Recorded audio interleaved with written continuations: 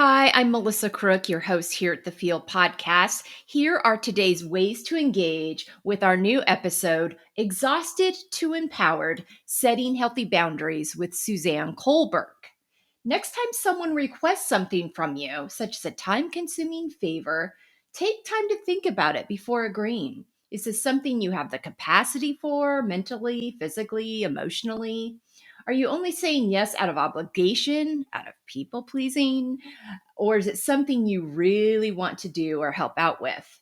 There's nothing wrong with taking the time to make a decision that's going to be best and healthiest for all involved, and an honest decision is one well made. We hope these ways to engage really give you something to think about today as you're listening to our new episode here with Suzanne Culberg. Thanks so much for being with us.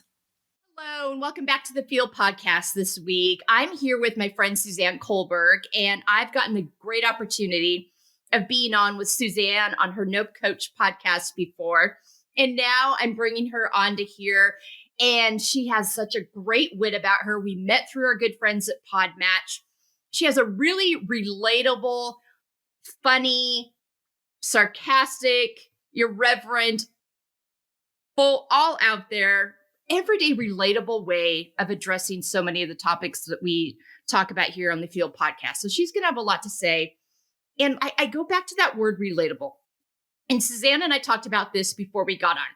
She and I are both doing this because do not fool yourselves, people. We need this as much as our listeners, or maybe more. So at the end of the day, as I talk to my guest and as we talk to each other, I'm like, well, I don't know if anybody else is going to need this week, but it sure helped me. It gave me some more resources. So that's what brought us here in the first place to this platform. Is like, this is helping me and it might help somebody else too. So she always comes across in a very funny, her stories are hilarious. She's got a newsletter and a Patreon. And we're going to actually talk about her newsletter that I got from her this morning because there's some great nuggets in there that I think are going to be super helpful. But Suzanne describes herself as irreverent, mischievous, unfiltered. And then her audience, when she asked for their feedback, described her as energetic, funny, and direct. All these things are true. Check out the energetic couch potato for more, and we'll get into that later. But Suzanne, welcome to the Field Podcast. Thank you so much for having me, Melissa. I've been really looking forward to this one. I know, me too. This is going to be fun. All right, let's get right into it. You are busy. You're doing this. You've got 2 kids. You've got a partner. Talk to me about prioritizing self-care in your life and what your journey has been like that with this. Growing up, self-care wasn't, like modeled to me at all. And my mum has passed now. But when I was younger, I'm nothing if not direct, as you said. I actually didn't want to be a mum because I thought that once you became a mum, your life kind of ended. Like my mum had no friends. She had no hobbies. And she looked after us. And I'm not saying that, if you're listening to this and you're like, oh my gosh, this is my life, it's a bad thing. But the thing is, to me, it was like, I better get my life in now because once I have kids, it's over. And then as I got older and started going to people's houses for like sleepovers or like hangouts and stuff, especially in high school, and I saw other people's mums going out with their friends or having friends over or doing hobbies. Like one of my friends' mums was into like improv theatre. I was like, you can do that? Like I thought, and I don't want to say all you do is be a mum. I don't mean that level of sarcasm in it. But that was what I saw. And self-care in my household was very selfish. It's like others first, yourself last. It doesn't matter if you're exhausted. It doesn't matter if you're depleted. And then the second you get fired up, frustrated, whatever, like, you build to a point where you kind of lose it, then that is never spoken about again. We just kind of shove it under the carpet and pretend it didn't happen. And that was a really tough way to grow up because I wasn't taught that emotions are good or natural or how to manage them. And I just never, ever, ever felt comfortable when the blow-ups happened that we couldn't talk about it afterward or that we couldn't like move through it. And then it's that phrase walking on eggshells, is how I felt for like the first 20 years of my life. Yep. I can wholeheartedly relate to this. My mom appeared to me to be very miserable, very like, she just didn't appear happy. There wasn't a lot of movement in her life outside of us. There wasn't that like, let's shower and get ready and take care of myself and feel vibrant. I felt like I got one version of her at home and then this mask that she put on when she was out in the world. And I'm like, okay, this mom that's out in the world is a completely, why don't I see her at home? And it's like, well, she must just be slogging through this. And so I know what you mean. It's like, why would you do this? This doesn't seem like it's very fun. Also completely understand walking on eggshells. We had a very emotional, volatile, explosive. It happened. It was over. You moved on. And 2 hours later, everybody be laughing like, but what about that whole thing that happened 2 hours ago? We're screaming, yelling, slamming doors, throwing things, kids shaking and just trying to like, I would get up each day and like, okay, how am I going to behave in a way and help my brothers behave in a way that we don't spark anything? And so just trying to like navigate that. Same thing. I got out as I got a little older, started having sleepovers, started seeing how other people's moms moved in the world. I was like, oh, well, that's interesting. Okay. And so I understand wholeheartedly what you mean. And I knew, I'm like, I don't want to be like that. I'm not sure how I'm going to get there, but that's not how it's going to look for me. And so I had to figure that out along the way. I knew early on that I liked to move. I was a runner. I liked to move, but I had no concept of how to manage, process, or move through difficult emotions. So I had to figure that out the hard way along the way. Would you say by getting into therapy, by being in healthy relationships versus unhealthy relationships, and trusting those healthy relationships, that they weren't going to show up in a way that triggered all the old things. I mean, there was just a series of hoops I had to jump through to learn how to do these things. How did that look for you, where you figured out, wait a minute, there's a different way to do this. And there's a way I can move through the world that will allow me to care for myself. I'm not going to believe the lie. I know if I'm feeling good and my cup's filled, I show up better for myself and everybody else. Well, something that helped me a lot. So I moved out at 18 for university into a share house. That was a whole experience. And I met my then boyfriend, now husband, and he was a few years older, established in a workplace, and they had these things they'd put on. They had a real focus on keeping their staff healthy, not just physically healthy, but mentally healthy. So he said, hey, we've got this workshop thing. It's Monday nights for it was either 6 or 8 weeks. We're encouraged to go and we can invite our partner. Would you like to come? And I was like, why not? Yeah. I didn't have to pay for it. It was being funded by the workplace. And I remember rolling up there. It's me, 18, my husband, 24. Everyone else is couples in their mid-40s. So it was kind of like, how's this going to go? But the focus was on communication. And Wow. I don't remember the ins and outs of every week, but the lesson we took from that, and we've had to this day, and it's 23 years later now, if you have an argument, a disagreement, whatever, first of all, they're natural and they're healthy. And I was like, wow. And then when you have this argument or disagreement, have it about the thing that you're arguing about.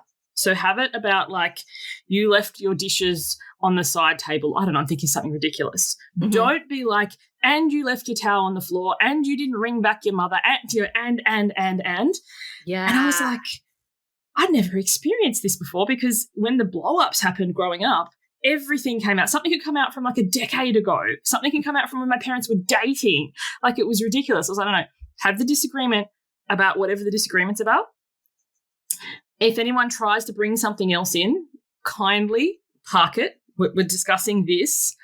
And then it was how do you move through that? And it was interesting. So for me, no surprises, I like to talk it out. Mhm. Didn't know this till then, Same. but but my husband needs space. And I'm guessing my family needed space too. But the lady's Yeah. like, give them space, as in go cool down, go for a walk, play your Xbox, whatever it is you need to do. And then make a time that we're going to circle back and unpack so both of us can get our needs met. And it was Mhm. like, to me, revolutionary, because in the family I grew up, it was very much my way or the highway, Mhm. and no one else's needs were ever considered. And to this day, we have some of the most petty fights. Those of you on my newsletter list, I don't know, did you get the one about where were you on my list the time that he caught the train back and was early? And he's standing around in like the 34 degrees Celsius heat, raging at the phone because I didn't come and get him. And I was like, well, dude, you told me you weren't going to be back till after 5. But do you know what I mean? It's like there's lots of ruptures, but then there's Mhm. repairs. And I think for a lot of people, Mhm. words like self-care, words like boundaries scare them, because they in the past have signaled the end. And it's like, a boundary isn't a boundary until it's tested. There's no point. Like, you have ruptures all the Yeah. time. It's like, how do you repair? And I think that's the biggest thing I learned from that. It's fortunately a young adult age. And to me, I guess that's the beginning of my personal development journey. And what I loved most thinking back on it now is the real time application. Because I think a lot of us read a book and go, well, that was nice, and then move on to the next book. But you Mhm. don't actually have that accountability or direct, how do we put this into practice? So we're like, why am I reading all these books and nothing's changing? It's like, because you're not actually actioning anything. Yeah, yeah. I mean, you've tapped into what needs to be done, but you haven't made any decisions or shifts, changes, practices to actually put it into place. Because when you've operated a certain way for X amount of years, it's going to take some practice to shift. You're not going to shift just, oh, that's a good idea. It's not ingrained in you. Your nervous system isn't used to it. Your brain isn't used to it. Your subconscious, all those things have to be shifted.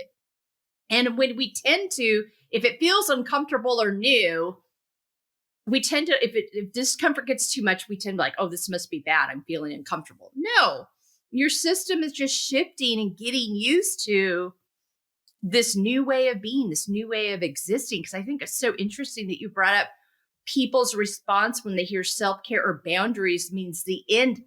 There was no repair.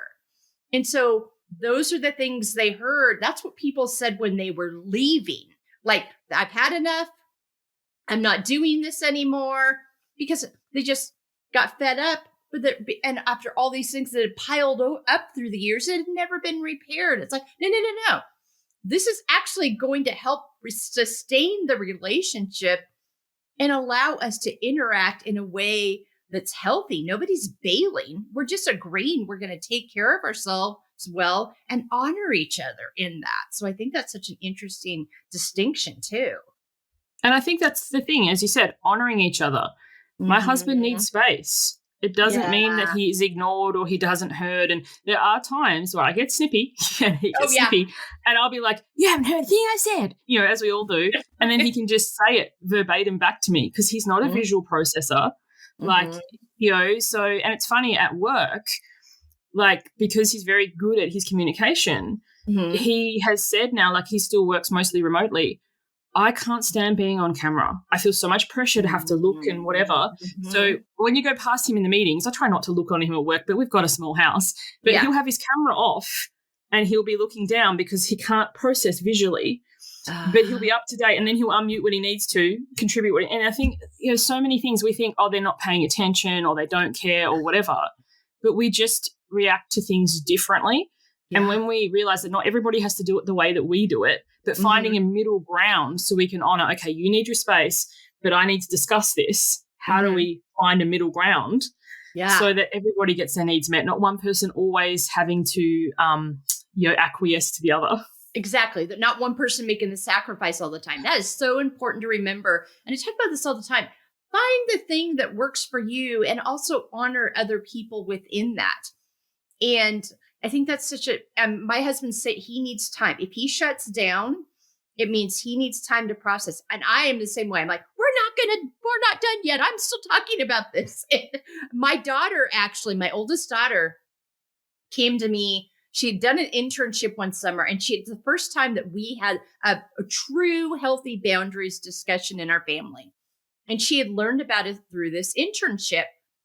And she brought it back to us. And my first response to it was very defensive. Like, you don't just get to stop the conversation because you don't want to. And I had to like, oh, wait a minute. There is some value in stepping away, everybody simmering down, everybody honoring each other's space and capacity, mental and emotional state in the moment, realizing nothing's really going to improve other than you and being like, I'm going to say what I have to say by God, and you're going to listen. What does that really solve? That doesn't really solve anything. It just creates more instability in the long run. But it took a moment for me to step back and realize, wait a minute, there's some value in this. And we learned how to like, got something hard to discuss today. When do you have the bandwidth for it? If you don't have the bandwidth for it, speak up. Like my husband's got a lot going on at work right now. And so when he comes home, he needs to process it. And I had to say yesterday, I'm like, I'm at a capacity point. I cannot take in any more of this. I need a break. Can we put it on hold? We can revisit it later, but I need to step away. I'm on overload. That language we didn't have, until she came home and started talking about this. So it's such an important tool, but knowing what works for you, keep trying until you find ways to meet each other. Not the same thing's not going to work for everybody, but that's okay. And that doesn't mean we don't give up. But yeah, it's such a, having that class at 18, man, I wish I would have had something like that at 18. That would have saved me a lot of years. So valuable in that insight, and so good that your partner was intuitive enough to be like, this might be a good thing to include Suzanne on too. Let's do this together. I think that's great. And that really goes nicely into confidently setting boundaries, which is what your focus is really largely on boundaries. And you do this again in such a relatable way, funny way, always with wit, a touch of sarcasm and mischievousness, but always really intentionally. And you present life stories and day-to-day things that people can relate to. And you share both what's worked and what didn't. And this is what we learned. And this is what we're going to do better next time. Because again, it's that reminder to our followers and our listeners, we're learning as we go here too. We need these frameworks too. So talk to me about that. And then I'm going to share a little bit from your newsletter this morning, because I think this works really well in this area too. But talk to me about that realization, because when you grow up in a home with no boundaries, like to this day, I have relatives that I have a different and a very distant relationship with because they just can't wrap their head around the boundaries that I need for my wellness, around the kinds of topics and the way we communicate with each other. And I think that's the thing. There'll be some people who never get it. Yeah. And then it's up to you to decide how you navigate that relationship going forward. I had an aunt who was posting things on my Facebook page that was not appropriate. And I deleted them, gave her a phone call, had a very kind but clear conversation that I conduct my business through the internet. Yeah. These kind of comments aren't appropriate and they will be removed. And if you continue to post them like that, you will be removed from my Facebook. Yeah. Don't panic, people. Yeah. And then it continued to happen. Same thing, deleted it, gave her a call and said, I've discussed this before. This is like the last call. I'm not going to have this conversation again. Any more comments to this nature, you'll be blocked from my Facebook. And then she did it. And my mum was still with us at the time. So she went to my mum and she was like, Suzanne's cut me out of the kid's life and all this sort of stuff. And I said, hold up. Let me talk to you right there. Facebook is not my kid's life. That's called parasocial relationship. For anyone listening, if you follow someone's life on Facebook and you go their ins and outs and ups and downs, you don't actually have a connection with you because it's not two-sided. I was like, she could email me, she could phone call me, she could come and visit this, she could send a carrier pigeon. Like there is so many ways that we could connect, but to tell me I've cut you out of my life because I've blocked you from my Facebook, I'm not having that. You've chosen not to interact in any other way. Yeah. So I think, for anyone when there will be pushback at times when you set your boundaries, you get to decide how often you remind people, because there's something too, depending on the relationship and stuff you've had, they've had years, maybe decades of you acting in a certain way. And when you start to bring the boundaries in, they're not going to get it straight away. So you can decide how much leeway you give. But when you overstep your own boundary, then you're sunk. Givers have to have boundaries because takers don't have any. So it's kind of like how you decide on them, how you uphold them, and also, too, the pushback. So, like, for me personally, this is a personal boundary. Not everyone's has to be the same. If I delete you on Facebook, I don't add you back. That is the end. I'm very clear when I articulate a boundary that I'm not a child. It's not a teenager thing where I don't like you Friday and I'm adding you back Monday. It's like, it's a very big decision on my part, but that's it. But that doesn't mean that we can't connect in other ways, because to me, Facebook isn't how we connect anyway. As I said, I don't know anything about what's going on in your life. And personally, I don't look. I use this thing called Newsfeed Eradicator. I don't look at anybody's stuff. If I want to know how someone's going, I give them a call or an email because I'm kind of introverted, then make a time for a call. But like, following somebody is not having a connection with them. From my point of view, you're allowed to feel differently, but that's when you have these discussions. So when you start to put boundaries in, there'll be some people, when you stop people pleasing, some people are not pleased.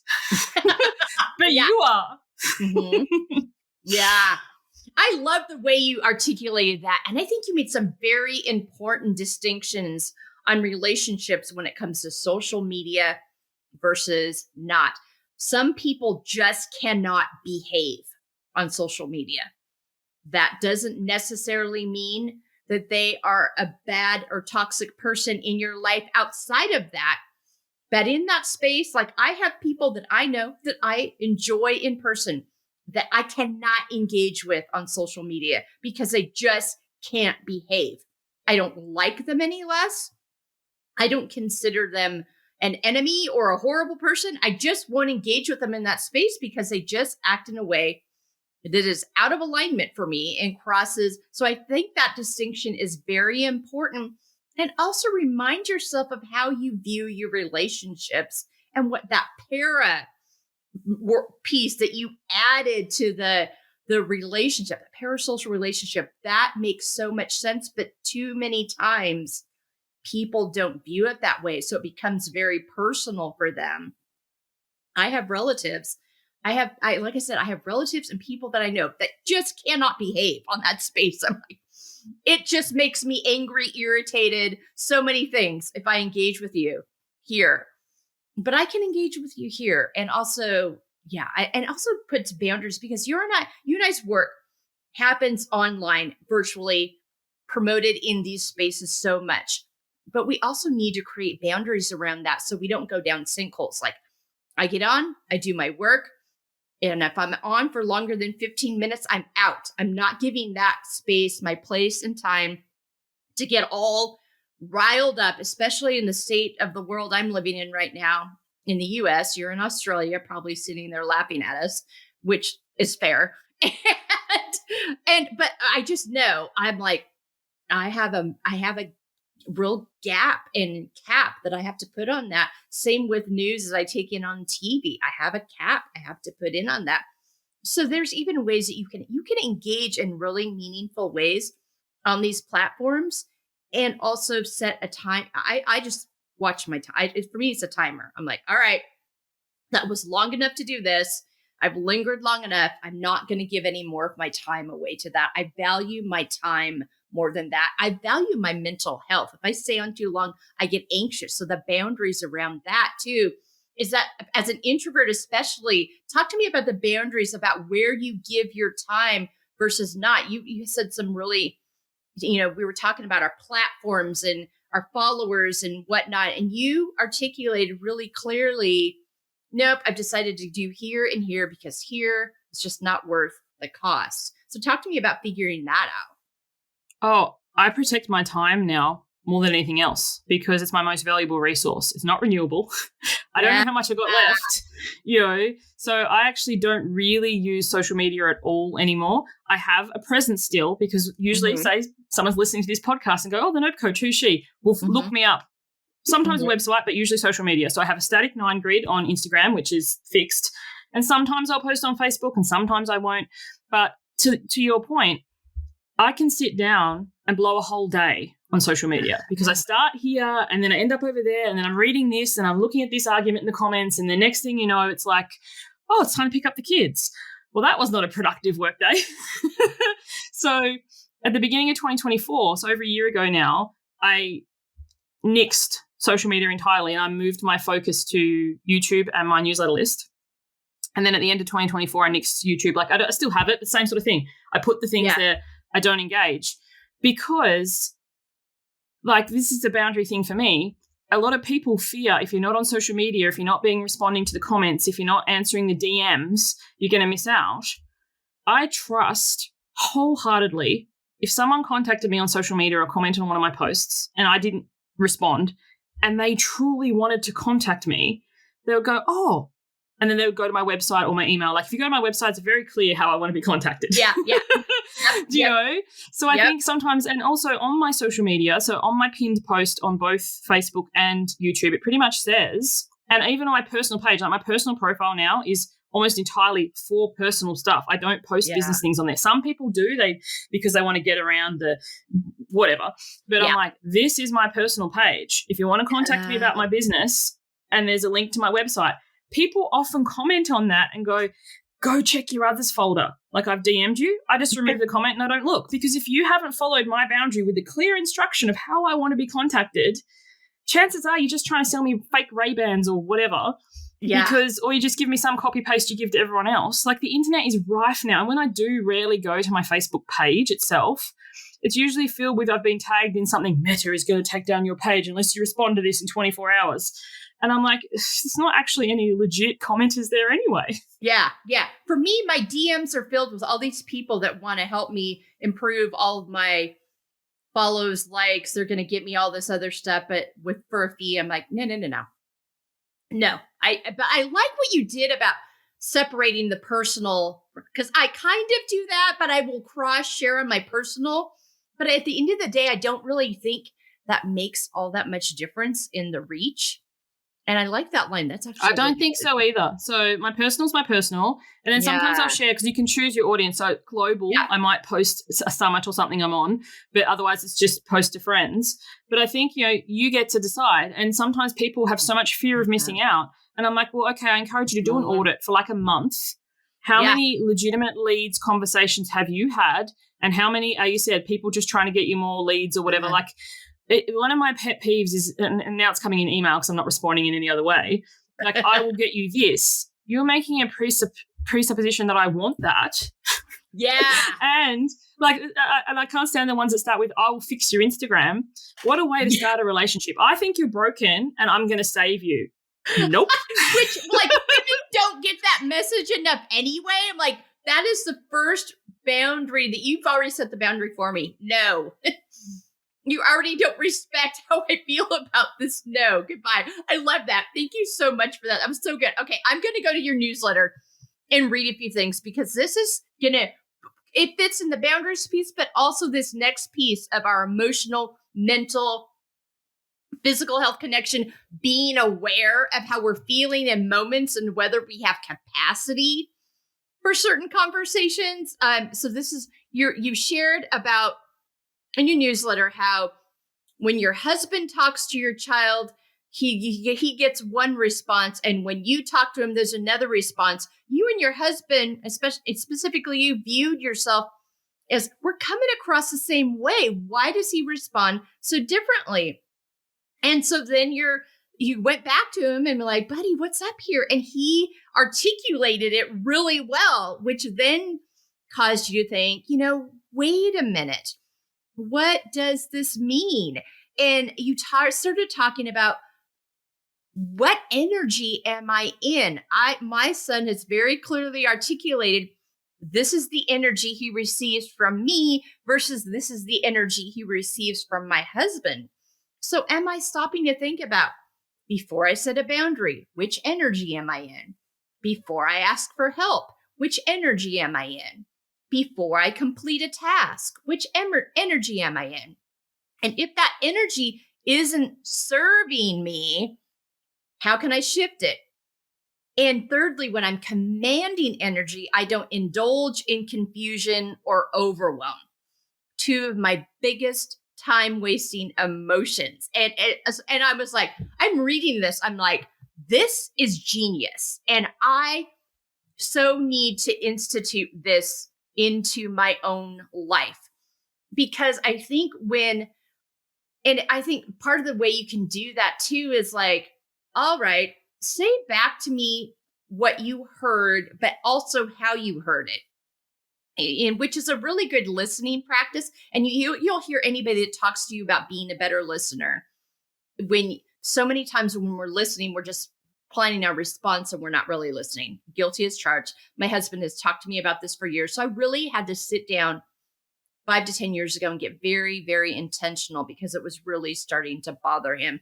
If we've been together, 34 years now, dating and 31 years married. And I'm like, I probably should pay attention to this. He's been talking to me about this for a while. But it also fits into our tone. We can say a lot of things, the same thing, a lot of different ways, depending on our tone of voice, word selection.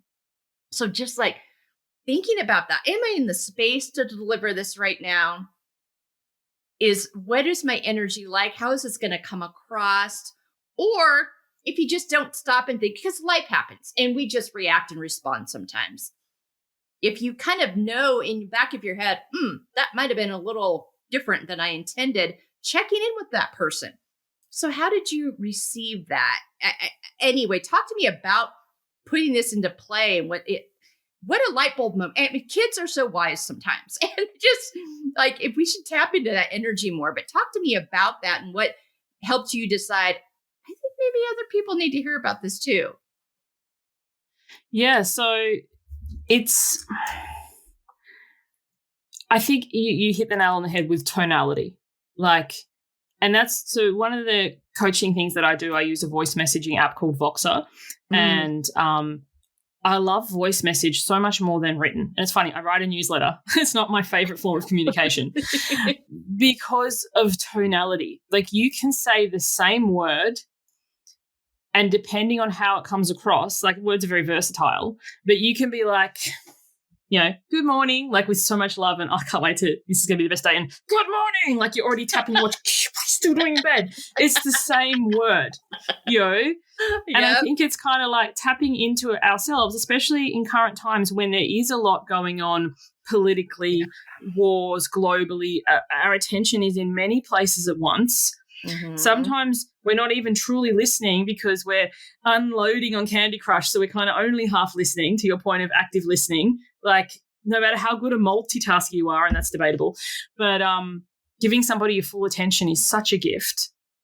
Yeah. And what else you have going on.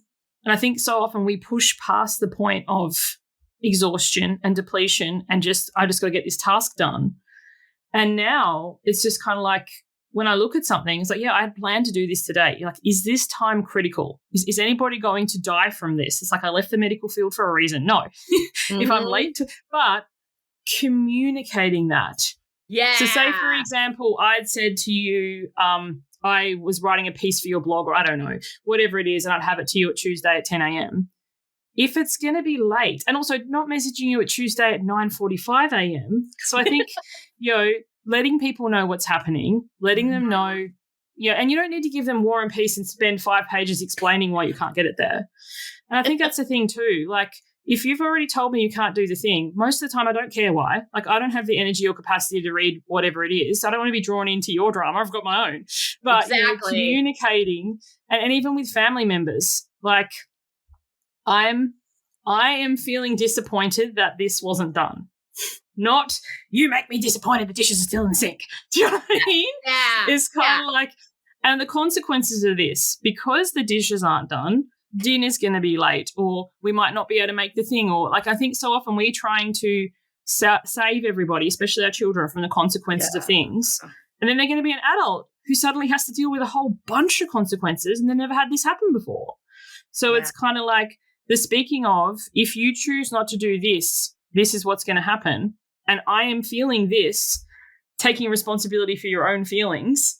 And then I think sometimes too, because Other days, I couldn't give two hoots if the dishes weren't done. Like, it's not feeling disappointed. So But what else is going true. on for you? Like, it's like, and I think sometimes, we've had a challenging day at work. We've had some difficult conversations. People have made, things. And then we inadvertently put it all onto our kids by making it out that them not doing the dishes is going to incite the end of the world. I know. That is that awareness piece. I know that piece where I talk to people a lot when they're like, I don't have room for my self-care. I'm like, how about when you're driving home from work? How about if you create some separation between that, what happened there, and what you've got coming this evening? What is some soothing music, just some quiet, something that's going to make you laugh, your favorite jam music, you're going to dance it out, or you need 15 minutes in the garage. Just creating that separation, caring for yourself, unloading, processing, reloading, so you don't do exactly that. Sometimes that doesn't happen. Things happen on the way home, gets in the way. So you walk into, and it goes back to that awareness piece. I think we spend so much time disassociated from our bodies, our minds. We just go from one thing to the other. Slow down for a minute. Think about where your energy is and whether this is the right time to have that conversation, or if you're feeling really spicy about something that is like, why in the world am I so fired up about this? Get curious. Like, is this attached to this thing that happened at 2:00 this afternoon or 10 years ago and it triggered me? Or is this really about the moment? And going back to what you said about keeping it about the moment and not dragging everything else into it. So many good things there. So important to remember, and really goes into that taking care of our emotional, mental, physical, spiritual health. First of all, we have to be aware of it and have to have active things in place to tend to it. So talk to me about, and I know this was a journey for me coming up in the environment I came up in where none of those things were dealt with. Talk to me about your journey and getting to understanding the need for that and what that's looked like for you. The example that comes to mind per your point, I don't have time for self-care. Nobody has time for self-care, but not to guilt and shame you. We all have the same 24 hours or any of that trope you've heard 1,000 times before. But the example that comes to mind, my sister loves car racing. I don't, because about the environment, but anyway, each their own. Yeah. But she always goes to the Bathurst 1000, which is a car race. It's about 2 or 3 hours from my house. It's a big Australia-wide event. If you're not in Australia, think NASCAR, think something rather else, like a big car race. Whether or not you support car racing, you kind of get the gist of it. Yeah. They'll have to do 50 laps or 100 laps or 1,000 laps of that track, hence Bathurst 1000.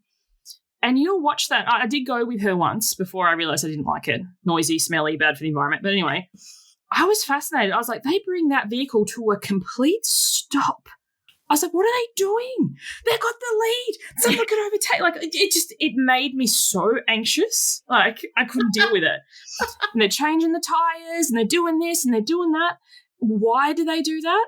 Because if they don't, they risk spinning out. Yeah. So if you come home from work and you, as you said, find your pocket of separation, whether you just sit in the car before you turn it on or you get home and sit in the driveway, whatever it is, if you don't make that time, like those car races make that time, you're spinning out is when you come in and your kid has some arbitrary thing that's completely unrelated and you lose it because somebody happened at work, and then you can spend months or sometimes, sadly, your lifetime overcoming something that was just an offhand comment or a sideways thing because you literally spun out like the car would. So I bet those car races sometimes want to skip that pit stop. And I don't know, I haven't looked into car racing a lot, but I bet you sometimes they do. And most of the times, and that can be fatal for them depending on how they do it. And it could be fatal for you. It could cost you relationships. So, sometimes think, that spammy 10 minutes I sit in the car and listen to a meditation or look out the window or write in my journal, like, that's just fluff. And it's like, no, it's not fluff. That's you literally changing your tires, putting your fuel back in, washing your windscreen so that when you get home and the kids are bickering about whatever, you're just like, that's my kids bickering about ever. I don't need to bring into this or add fuel to this. So I think, nobody has time for self-care, not as a guilt, shame, judge. We all have the same 24 hours, but nobody has time for self-care. But if they don't, then everybody spins out. And it's just like whatever it is for you. I love that example. I'm going to borrow that and use that. That is the perfect example. Take the pit stop. Everybody wins when you take the pit stop. There's no long-term, because if you continue to miss the pit stop, just like what happens with the car, the tire blows, the car might blow up, you spin out, you run out of gas, literally and figuratively. And there's so many things within that metaphor, and the long-term consequences, relationship to your health. If you do not tend to your stress, your anxiety, all of those, fueling yourself properly with the right kind of food, moving your body, drinking your water, you're going to spin out and maybe blow in all kinds of different ways. So, such a great way. And then that is like, okay, no, I don't want to do that. Time for a pit stop. Pit stops can be 5 minutes, 15 minutes, 30 minutes. One day a week, you take an hour. But it goes back to that communication of communicating clearly. Okay, mom's had a tough day, taking a deep breath, and going into it full-minded here. So give me a few minutes. I took a few minutes here, but I need a little more. I mean, all those different things we can do to get ahead of it instead of just blowing because the mom guilt will kick in. I got to get in, or I'm going to be late for my kid's game, or whatever. You're not going to miss much if you're 5 to 15 minutes late for your kid's game. Trust me, I know this. I've been through this already. I wish I would have known this more when they were growing up. And isn't it better to show up well than irritated? You walk in the door and you're yelling at the ref within 5 seconds because you're irritable, rather than just walking in a few minutes later, missing that bad call, but also being present in the moment. That's the thing, though, being present. My daughter plays AFL, Aussie Rules Football, and I just can't watch a whole match. I'm just going to be honest. I find the sport boring. I don't enjoy it. And I could go with my laptop and I see other people doing this. No judgment. You do you. What works for you? But they're there on their laptop the whole time, but they're not present. So I will go for the second half, like where it's getting exciting and there's going to be more action or whatever, and I will watch the game. Yeah, you're fully present. So when she asked you, did you see that at the 45 when minute she looks mark? up, I'm there going. Yeah, exactly. Not looking at the laptop, because that's a very good example of that. Yeah, thank you so much. All right, you do this really well. How we can support ourselves and other women in living unapologetically. You show up unapologetically all the time. Talk to me about getting to that point, because when you grow up in a world where you're trying to manage everybody else's temperament, manage everybody else's mood, walking on eggshells, that's not unapologetic. So talk to me about that transformation for you, getting to the space you are today. It took a long time. Like, I think sometimes you listen to a podcast, you read a book, you watch a season of a reality TV show or documentary, and you think, oh my gosh, I know. And then you go and start applying what you've heard and you don't get that result, and you either chalk it up as it was a load of rubbish, or there's something fundamentally wrong with you, or whatever it is. Yeah. But it's going to take time. Like, it's going to take time. And there are going to be sometimes you're going to ruffle people's feathers. There's just no two ways around it. And the way I think about it is, if we were all going to the physical gym and deciding that we were going to build our biceps, and you'd see some people like curling these big, 20, 30 kilo dumbbells or whatever that you can't even lift off the bench. You're not going to judge yourself, shame yourself or whatever. You don't expect to be able to lift it off the bench. You're not in shape yet. So when you start to be unapologetic, when you start to communicate your needs, you're going to fumble. You're just getting your reps up, and it's going to get stronger and stronger with time. So when you start to say to somebody, no, thank you, I'm not interested, I appreciate the invite, but that's, not something that I want to do. And I think the biggest thing is being unapologetic is not explaining yourself, and is being really clear that it is a no. I had a client recently and she was like, this guy, I keep saying no to him. He keeps asking me out. And she was really flustered. I said, so give me an example of how you're saying no to him. Because I think this is the thing with communication. We think we're being clear. And she's like, oh, he asked me the movies. And I'm like, oh, I'm busy this week, or not right now, or I'm not interested in that title. I'm like, see, what you're doing is you're not being clear. You're not saying no. You're trying. She's like, I want him to get the hint. So anytime you catch yourself thinking, I want them to get the hint, That is not being unapologetic. They shouldn't have to get the hint. That's actually more hurtful. Like if you say to me, hey, Suzanne, do you want to come on my podcast? And I'm like, oh, not this week. Oh, not right now. Oh, ask me later. You're going to continue to ask me because I'm not saying no, thank you. Like I had somebody ask me to come and speak on their podcast. It was a topic that didn't feel aligned to my values. And I said, thank you so much for inviting me. Like I appreciate that is true. Yeah. That topic is not something that I want to speak on. So, I appreciate the invite, but no, thank you. Simple. I don't have to explain how it's, And I think the more that you say that, and depending on the friendship group and stuff that you have, I am very introverted, very, very introverted. All my friends know that. So I will say to them, I can't today. I'm having an introvert day. That's it. Now, people might listen and go, oh, that's really selfish. If it was their wedding, if it was their graduation, like if it's something that's really life-changing, maybe once in a lifetime kind of thing, it doesn't matter how introverted I'm feeling, I'd go. But most of the time, catching up at the movies or having a coffee, if I'm in that kind of mood, it's not going to be a fun experience anyway.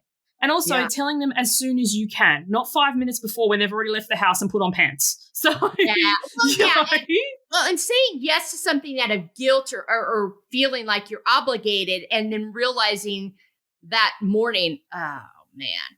No, you honored that commitment. So unless you're throwing up, you're going to have to pull up, buckle up and get there. But yeah, I think that's just clear and concise, kind, direct communication is so much kinder than stringing people along. 100%. And to your point, don't ever say yes out of obligation. Sometimes it still happens to me. Somebody will ask me something that happened recently. Can you speak on this summit thing? And in the moment, I was like, yeah, I could do that. And I just said yes. And then I went and looked at my diary. I looked at how much I had on and I really thought about it. And I was like, actually, this is a no. So I sent them an email immediately, actually a voice note. I don't email that much. Yeah. But I said, look, I know I said yes yesterday and this is going to look really flaky. So I apologize. But after I had the call to you, I looked at my calendar and how much I have on. And then I looked at this and I was like, I can't bring the best value to your audience. So it's actually going to be a no. But that's within a period, like 24-hour turnaround. And then I'm like, and if you need some recommendations, like you don't have to go this step, but you can, let me know. There's some people I can suggest. So sometimes you will say yes in the moment because you won't think or out of obligation. But what I normally say, and for whatever reason this didn't happen in this instance, I will never say yes in the moment. No matter how excited I am, I'll say, let me get back to you, or I'll circle back to you tomorrow, because I need to check, because sometimes I forget how many things I commit to, especially if you are in business. Not only is it how much energy do I have to turn up and give my best for this event, talk, or whatever, but how much promotion's required, how much am I going to subject my list to so that I can, so I think sometimes people who are really pressuring for you to say yes in the moment, this always happens on sales calls. It's funny when people come on a sales call with me, they're horrified that I'd never ask them for a decision nor give them a link nor take their money. I don't want them to decide on the point. I want them to go away and think about it. Because it is an investment, not just money, time and energy. So if I get on a sales call with someone, the very first thing I'll say before they even start is, I'm not going to make a decision today. I don't care if you offer me a free set of steak knives 6 months for free, whatever. You're going to come to my door and look after my children. No, I'm not making a decision today. And some people don't respect that boundary, and later on they're really starting to push. And for me, it's an immediately, well, you've lost that now. Even if I was planning to work with them, you didn't respect where I said at the front end, I don't make decisions on the day. Yeah, and that's such a smart thing. My friend Deanne Wells says that. She was a guest in season 4. She literally has a minimum 24-hour rule where she gives herself the time and space, because that allows you to determine whether you have the time.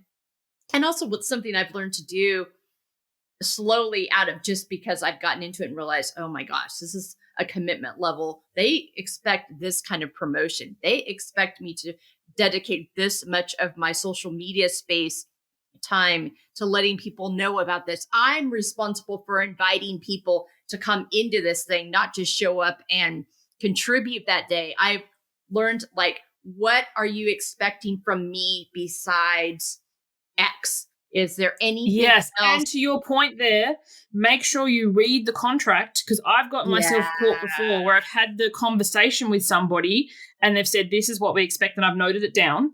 And then I've got the contract. I will own it. I didn't fully read it because, those things are so long and whatever. And then I've been in breach But hang on, but you said, and then when I've read the fine print, so that's another thing too. If I do say yes, it's a yes pending the contract, because sometimes they expect everything in your left kidney. It's like, absolutely. Yeah, for sure. For me too. And and being aware of too, for these things, there's so many things. I think as women, we need to be very mindful of this, but I'm starting to get out and do more public speaking. And what I have stopped doing that I had been doing and I'm not doing moving forward from this day. And I'm literally saying this day because I literally just did one this last week where I did that whole thing. But I'm no longer paying someone else to allow me to speak and take the work that I have worked on and taken hours created. And I'm paying you. You're not paying me to show up in this space and give up my space and time. And we as women have to be very mindful of that because we get asked to do that a lot. And so even and there's this whole idea about I'll show up for places and spaces that I already give my time to. Yes, that is understood up front that I am volunteering here. So what I do for you is without charge because I've made a decision myself to make this as part of my philanthropy, part of how I show up volunteering in the world. But otherwise, if you want some of my time and space outside of my normal podcast, channel show, whatever, then there will be a compensation for that. But we're afraid to, and if they don't want to do that, then it wasn't the right fit. And I'm all about 100%. One of my biggest pet peeves is if I get an email about an opportunity and I'm interested, so I engage in the conversation, and then I find out I've got to pay them $1,000 or $5,000 or $10,000. So this is not an opportunity. This is your sales thing. Be upfront and be clear about it. Yeah, because so many of these things are hidden in, but you'll get in front of, I remember the last time I did one of these, it was April last year, so, a year ago. And I was supposedly going to get in front of their list of 50,000 people. So it was worth it. And I did the maths and I thought, oh, yeah. And I got one lead from that, one. Yeah. And I was like, how did this work? So when I went and had a look, what they'd done is they'd gotten all of us to pay them this $1,000. And then they literally sent their list, basically just the person's name and their website. Who's going to click on that? No. So it's kind of like a featured thing to me. Yeah. But, you live and you learn. You do these things. Yeah. And then sometimes too, some of these people aren't very great at taking a no. When you're like, I'm not interested. So you get to choose at what point do you stop engaging. Yeah. Because, bless and block, my friends, bless and block. It will give you a much smoother life. Thank you for that. So good. Thank you. And so just remember that, women, it's okay to speak up for yourself and set some boundaries, expectations, clear communication in those areas. And that really goes nicely into, you've mentioned earlier your values, your why and your values. Talk to me about those values that help you decide what you're going to say yes and no to. Yes. Okay. So my values, irreverence. So don't take life too seriously. It's got to have a fun side to it. I do deep work, yes, in a lighthearted way. Mm-hmm. And I think, to me personally, everyone has different things, but the difference between, say, coaching and therapy, I think they're both valid. They both have a place. But the way I work with people, it's this unfortunate stuff has happened. Mm-hmm. But from there, how are we going to move forward? Mm-hmm. Rather than let's dig deep into why this happened and how, and it's a very different way of working with people. So if people want to unpack why, how, whatever, then that isn't something that I do. So having a really clear scope of the work that I do, and sometimes people will be like, okay, yeah, I'm down for this, and then we start, and then it's not a fit any longer. To be able to, bless and release and let that go forward. Because I think sometimes we end up with scope creep or going into things that we aren't equipped or aligned or trained for. And that can get messy. So it's kind of that's one of my values. Being mischievous, asking really good questions. So it's kind of as a child, I was punished for asking questions. And now it's how I make my living. But, seeing, hearing what's not said, asking people what they mean by it. And it's funny, in the beginning of my coaching career, if somebody said something say I know them well and they're always this and they're okay, I'm like, what do you mean by okay? I'll be like, oh my gosh, that's such a, people are paying me for this. the most basic of question, like, what does that mean? Like my client who was like, I keep saying no to this person, whatever. Tell me, how are you saying no? Because we think we're being clear and we're not.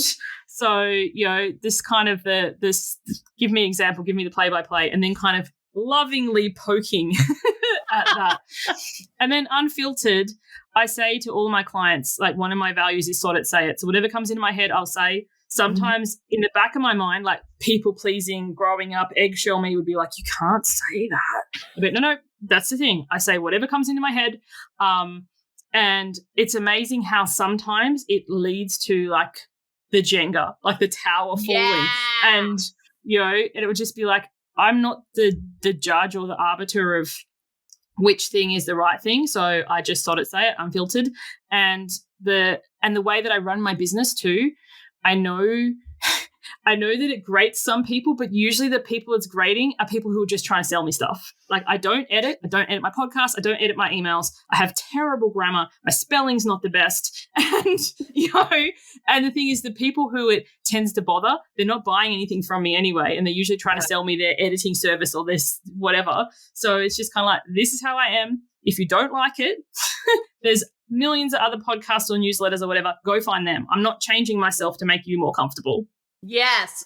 I love that last piece there. Also, that scope creep. That is a very good term for making when you're right there on that line and you kind of know it, but you're playing with it. It's like, pay attention to that and check in with those values every so often, because you'll sense when you're out of alignment with it and you're like, all right, I gotta pause there. Is that still a value, or have I violated that value because I allowed myself to creep too close to that line? But I think just some really good awareness and that clear, and just not everybody is going to be for you. And you're not. And even when you start working with them, you're going to change and they're going to change. So I think what allows many of us to keep going through the scope creep is some sort of fear of like, I don't want to lose this client, or I don't want to lose this relationship, or I don't want to whatever. But I honestly believe that like the universe rewards you. So if you stick to your values and be like, actually, this is going into territory that I'm not comfortable with, or I'm not familiar with, or it's not in my scope, and they do leave, someone else will turn up to fill the void. Like it's just kind of like the vacuum. There's no vacuum. So, and I think sometimes it's like you get tested. It's the same as when you start to set boundaries. Boundary checkers are going to come along like the velociraptors in Jurassic Park that's testing the fence and testing the fence. And when you hold the line and they realize, actually, no, that she's not going to push on this, and you get to change too. Like even if you've got a contract in place that's signed and whatever, you can renegotiate that within there. There's been people who like pro rata discount, refund. We're not going to go forward because the direction you're going in isn't the direction I want to go in. I don't need to hold them to that, and they don't need to do work they don't want to do. Like you have one of the advantages of working for yourself is you have so much flexibility, but also without boundaries, you'll inadvertently be taken advantage of a lot too. So. Absolutely. And it's not a good use of anybody's time when that happens. When you don't have the boundaries, when you allow the scope creep, it's not a good use of your time or their time. So release both of you. Like you said, kindly release. You can do that and release both of you to go utilize your time in a more meaningful way for both of you. I think that's such a good. And most of the time too, if you have that clear conversation, if you're like, can we just take a pause in the coaching? Can we have a conversation? I feel this, like, once again, the I statement. Yeah, the I statement. Then they can be like, oh my gosh, I didn't even realize that. And then bring it back in. And the few that you have to let go is so few, because it can be like that. You can start doing one thing and then realize it's actually something else. It's like a pass the parcel game. I don't know if you ever had that. It's a kid's party game and you unwrap a layer and there's a little prize. It's like what you're going for is this, but then, I got distracted by this toy, and then that kid's no longer playing the game. So it's kind of like it could happen that you start. But if you're open and honest and upfront and clear, and what happens in your body. So for me, if I look at my calendar and I see a client's name and I'm not like, oh my gosh, it's Melissa, I can't wait to talk to her. If I'm like, oh no, like to me, that's a sign. What work do I need to do on this? What do I need to clean up on my end? Or is this going outside the bounds of what I'm comfortable with and I need to have a conversation? Yeah, so good. Again, and that goes back to what you talked about in your newsletter today, that energy. Okay, this energy is not what I need going into this to be for this to be productive or helpful. Yeah, that's really good. Thank you. Oh, so good. And this goes nicely into, and you've really already addressed this, but we'll touch on it real quick. Living out of your own expectations versus others. All of this has laid that out. You do that and have learned how to do that really well, continuing to learn how to do that really well. Talk to me about kind of that when you realized you had found your sweet spot there, where you're like, I think I'm starting to get this now. This seems to be going in the right direction. I can see examples of that on the daily, like if you really look for it. Like sometimes, I've published a book, I have a podcast, I have a newsletter. People ask me things like, how many downloads do you get? What's your open rate? What's your click-through rate? Like all these vanity stats. And it was funny, recently I did this Facebook ads course. It was brilliant. Lara Eastburn, highly recommend, Pace and Prosper. Just go check her out. Okay. But someone said, like, what's your unsubscribe rate? I'm like, don't know.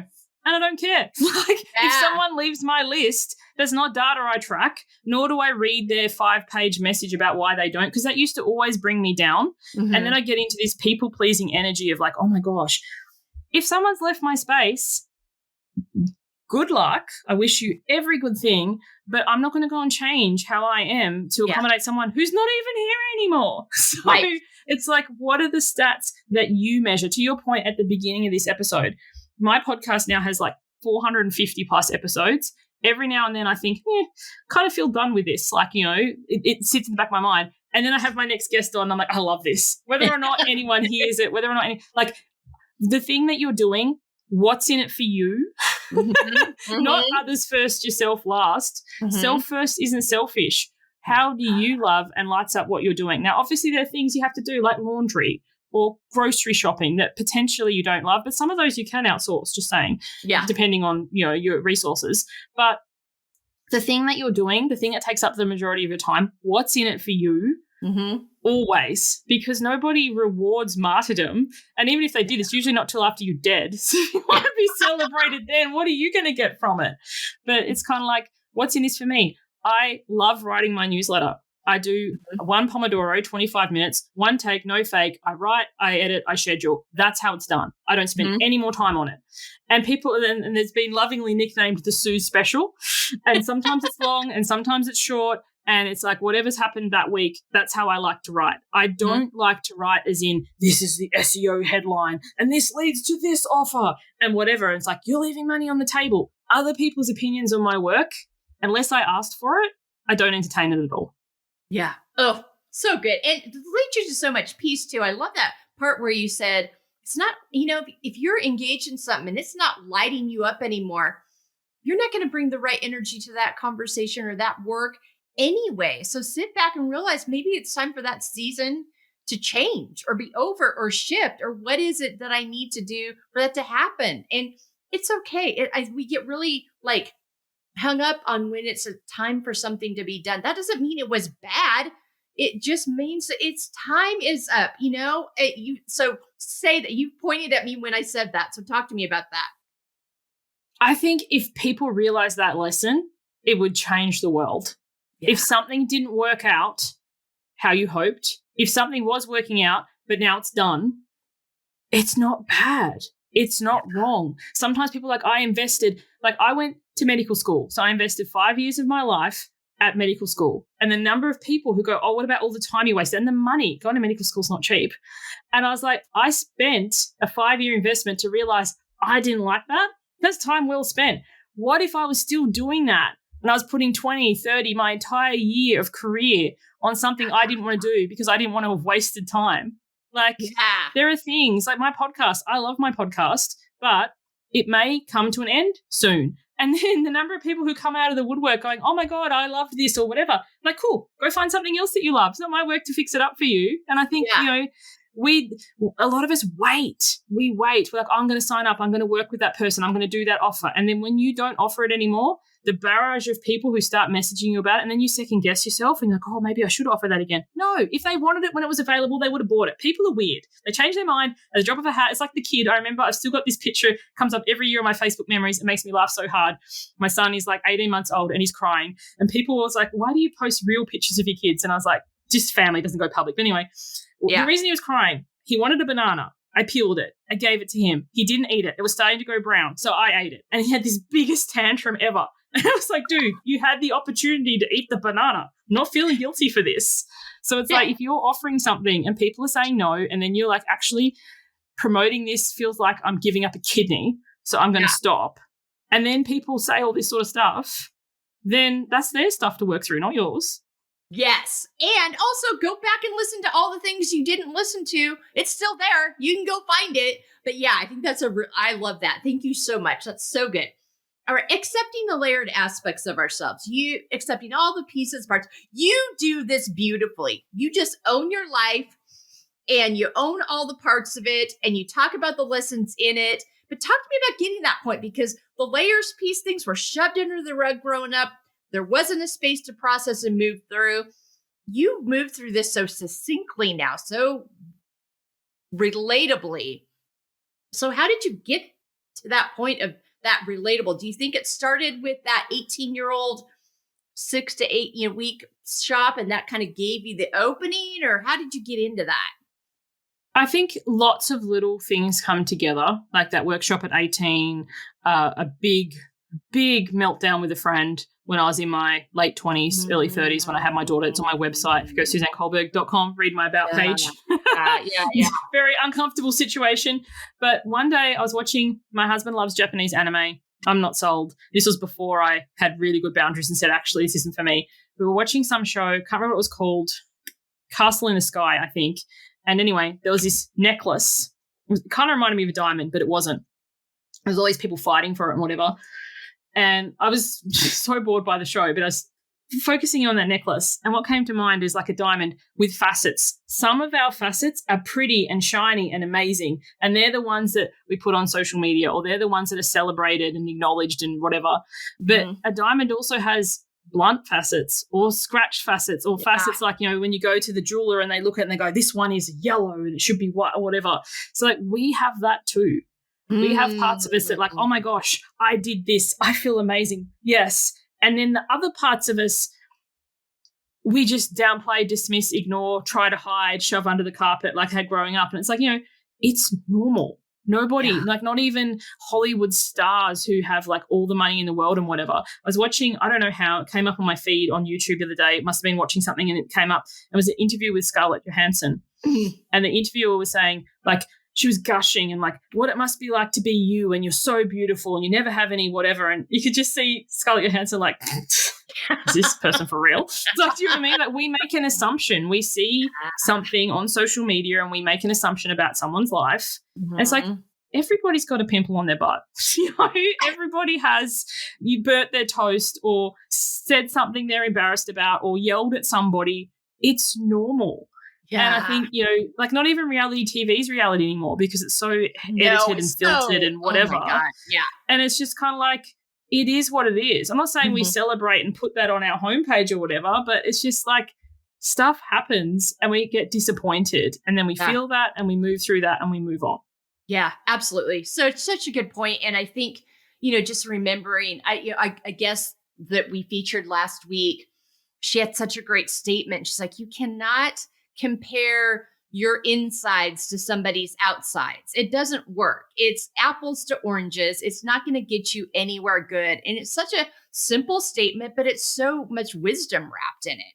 And we waste so much energy doing that rather than, I had to learn, and I had to learn this in my own life. I'm like, when I feel the urge to get judgmental about that phase, that season, I'm going to get curious first and go back to like, well, given what I saw, what I knew, what was modeled to me, what happened that year, whatever, okay, I made that. Wouldn't do it again, boy howdy.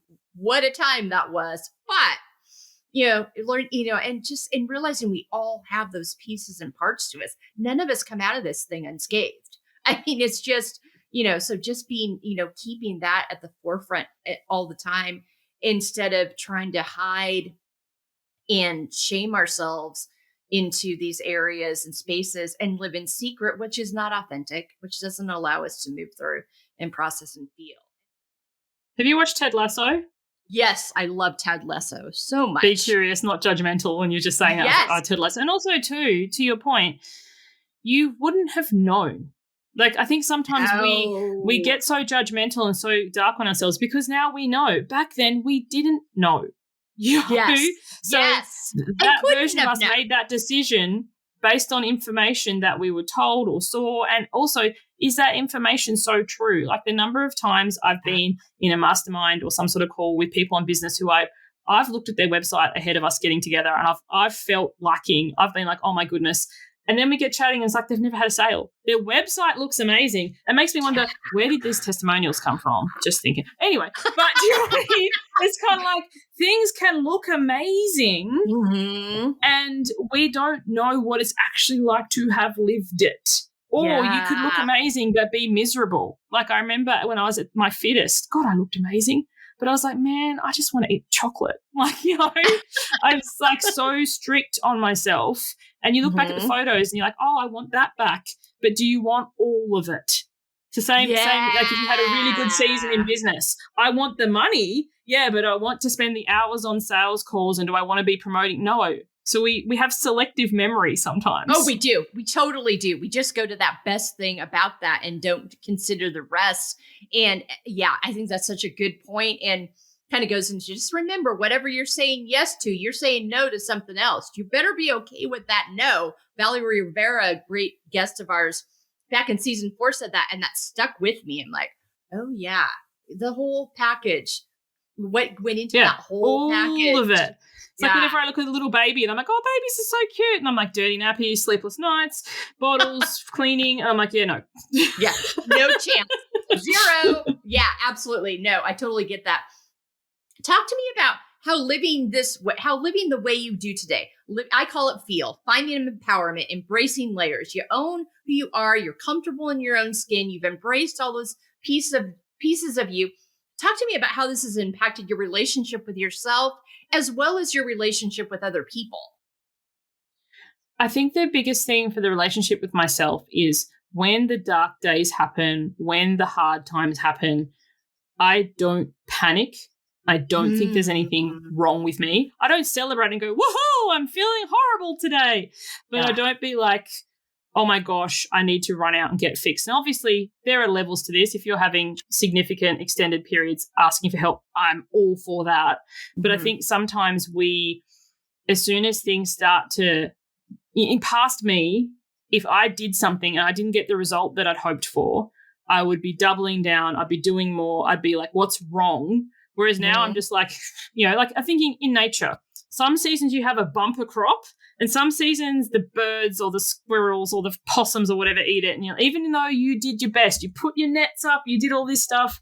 So like at times where things aren't great, I don't immediately get really down on myself. So I think the biggest lesson for me personally is past me thought I'd find the Holy Grail, I'd find Nirvana, everything would be great. And I'd just like skip off into the sunset like the end of a Hollywood movie. And it was like, oh, achieving all your goals, life still kind of sucks. Like life's 50-50. Do you know what I mean? Yeah. And depending on your mood, like some days something can happen and I'll be over the moon. And some days that same thing can happen. I'll be like, do you know what I mean? So like it's like your emotions, you don't need to be so vigilant with picking them apart or whatever. Like some days you just feel like you have a headache and you kind of have a nap, and some days you have a headache and you like take some Panadol and soldier on. Like it's a day by day thing. I think that's been the biggest thing for me. And for my relationships, I love that everybody in my life now I can be truly me about. I don't have to watch what I'm going to say. I don't have to over explain myself. I can just pull the introvert card, or I can just be like, I don't have capacity for this right now. I'll talk to you next week. And I don't have to be like, oh my gosh, they're going to be mad. They're going to be thinking I don't have to overthink, And I don't get so anxious about things not working instantly like I used to. It's just kind of like some things are going to take time. And there's not many things in nature that are instant. Like if you're growing something, it takes time. And some things have a short season and some things have a long season. The reason I have pineapples in my branding, do you know how long they take to grow? I don't know, but probably 2 years. I don't know. 18 months. Wow. So 18 months. So you put a change in place, and if it doesn't result in something instantly, it's like it's going to take time. And I think, with building friendships and relationships, and also to that end, one little disagreement is not going to spell the end. Yeah. Like, I can just be honest and say, like, I don't agree with you on this. Like, to your point about social media, I don't like the way you portray social media or whatever. Doesn't mean that we have to not be friends. Like, I don't have that immediate cancel culture thing. Mm-hmm. And then there are people who are like, if you don't agree with me, if you're not with me, you're against me or whatever. Well, obviously we're not going to connect, because I just don't believe that we have to be in agreement about every single thing. And I think that causes a lot of the discontent that we have, because, like, I don't sometimes agree with myself from day to day. Sometimes I'll be like, this sounds like a great idea. And then 2 days later, I'll be like, what was I thinking? And depending on what I've committed to, I have to follow it through. And having that standard with things, like, if I've said I'm going to do something and then I follow through, but then reminding myself, this is why we don't do that. So instead of going, oh, here I am again or whatever, it's like, this is why we don't do these things. Yeah. And the same with friendships and relationships, and also giving other people the grace for that too. Like, finding the people, and also I guess it's choosing your audience. I have a very dark sense of humor. So there'll be some people I'll send my really dark memes to, and other people I'll be like, yeah, that's not one for them. So not everybody has to fill every cup. The same as, some of my friends, I'll talk to hours about fantasy books or whatever I read, and some people will be like, I give no whatevers about what it is that you're reading. Yeah. That's a very good point, because if I look at my closest friendships, 3 people come to mind. They fill different spaces in my life. We don't have the same ways of crossing over and connecting that the other one does, but they all have really important roles and spaces. And to also your relationship with yourself, I think you learn to trust yourself, and you learn that, like, all right, this is where I'm at today. I'm going to meet myself where I'm at, not the end of the world. And you trust your instincts more too as you come into that. Thank you so much for all that. So good. All right. Get down to the rapid fire here. Name 5 activities that nourish you. Walking, reading, I was going to say water, bath, shower, anytime by the water. Games, like playing games with my kids, and being alone. Mm-hmm. Yeah. Especially, I think that just knowing you need that time. And even as an extrovert, I've discovered I need that time too. There's nothing wrong with that, but I've got to fill my cup. And I think I've gotten comfortable sitting in the quiet. As an unhealthy extrovert for years, I thought all the time had to be filled with all the noise all the time. So I also got comfortable with that. But yeah, that quiet piece, I think we undervalue that. All right. 5 words on how you want to feel the next 6 months. Oh, I've got my word of the year here. Limitless. Ooh, so I like that. I always get my word of the year put onto a thing. So limitless, how I want to feel, passionate, joy, fun, and as I say, challenged. Yeah. I love that. All right. Suzanne, tell people where they can find you, follow you. This will also be on our website at embracinglayers.com on the resources page, but tell people real quick. Best place to find me is my website, SuzanneCulberg.com. What I do and offer changes frequently as I change. So you might listen to this, and by the time it comes live, it might be however many Suzes ago. So if you go to my website, I have an everything page. It's all listed there from free through paid. I have lots of things. Currently, I have a podcast, I have a YouTube, I have a Patreon, but I don't know. Like, I just like water. I ebb and I flow. Absolutely. Love that so much. That's what makes you too. I love that. All right. Thanks so much for your time today. I knew this was going to be a great conversation. We could talk forever about all these things, but we're going to let the audience go. But yeah, this week, people, think about that. Think about where you're at. Are you clearly communicating? So many times we expect people to be mind readers, and we expect them just to know where we are, what our energy is, how we're feeling. Think about how you're communicating. Take time to ask people, how did you receive that? This is how I feel like I delivered it, but I'm curious. And that really can help you making sure you're aware in the moment, and you're aware of how you're being received, and it helps them and shows them respect as well. So that's your takeaway for this week. Take good care and have a great week. Hello, Melissa Crook here. Thank you so much for joining us on the Feel podcast today. Finding Empowerment, Embracing Layers. I hope you found today's framework and resources supportive and informative. To learn more about all that we offer here at the Embracing Layers Network, visit embracinglayers.com. You can go to our contact form to schedule me as a speaker for your next conference, workshop, or seminar. You can go to our book page to order our book that Jessica Garrison, our wonderful and talented writer and author, authored with my support. And engage with this framework in written form with your journal or in a book club with other women, inviting them on this journey with you. You can look at our resources page for all of the helpful and insightful resources our guests offer and share. You can find the schedule for our weekly Together We Feel women's panel conversations that we're holding each Monday on our YouTube channel. And you can find the links to all the spaces and places you can follow, engage with us on social media, and join our engagements that are happening on our Substack site. There is also a donation page where you can donate to support our work to ensure we can continue to bring you these incredible guests, conversations, and support. Thanks again for joining me this week. Share with your friends and give us a review on your favorite listening platform. Your feedback helps us ensure we're bringing you the content that will best support you and having an empowered, embracing layers journey. Take good care, and thanks for giving us some of your valuable time today. We truly appreciate you so deeply.